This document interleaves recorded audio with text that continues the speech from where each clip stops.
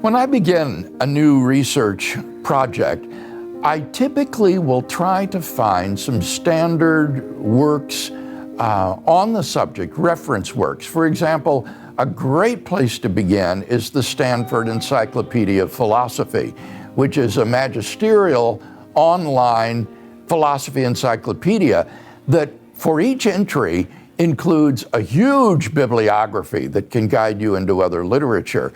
And then I'll also look for standard reference works like a companion to Philosophy of Religion, in which you will find articles by noted scholars on different areas, attended again by footnotes and bibliography into the relevant literature. And then I begin to compile a bibliography of the most frequently cited important works on that subject, and I read those. And then as I read those, that leads to further citations, further works to read.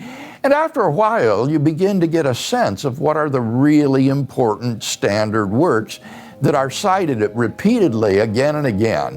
And you can therefore master the principal literature on the subject, even if it's impossible to read everything. So I would encourage people to begin with these reference works that have articles on the subject accompanied by extensive bibliographies.